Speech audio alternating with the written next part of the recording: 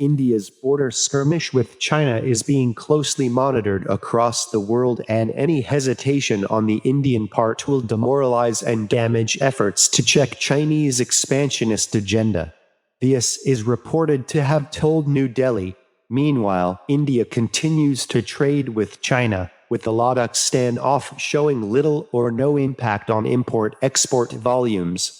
Despite widespread campaigns to boycott Chinese goods after the Ladakh standoff, the country's share in India's import basket continued to rise in the current fiscal, led by imports of chemicals, electrical machinery, and medical equipment.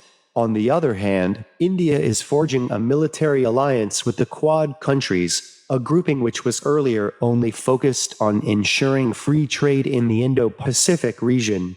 India also continues to fortify its military infrastructure with imports, mainly from the US, driven by the Ladakh clashes with China.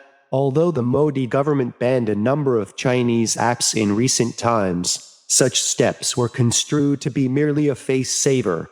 The trade volume between the two countries lies much deeper in numerous sectors and goes into billions of dollars.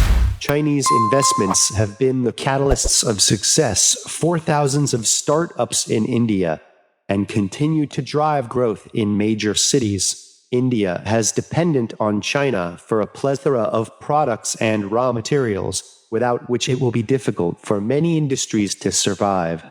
Except for military hardware, India imports almost everything from China, a country with whom it is engaged in a tense standoff in Ladakh.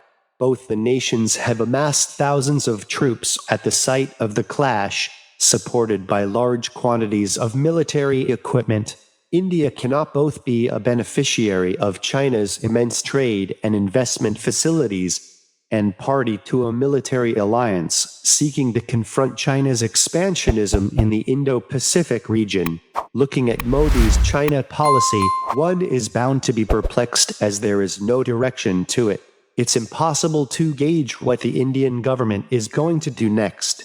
There has been no headway even after the 7th round of negotiations by the Indian and Chinese militaries on Ladakh, with each side unwilling to acquiesce to the demands of the other. This creates a peculiar situation for Modi. There is no way he can order a total boycott of trade relations with China. Neither is war an option. So where does he go from here? The Modi government will have to take a pick between choosing to confront China and bettering relations with it. The experts will agree on choosing the latter option, although it may require some sacrifices. Many analysts believe a country like Russia could have been a reliable mediator, being a friend of both India and China, and that Modi playing hardball by hobnobbing with a US-led alliance is only going to complicate matters for India. Will Modi be able to steer India out of this nightmare? That's something most of us want to know.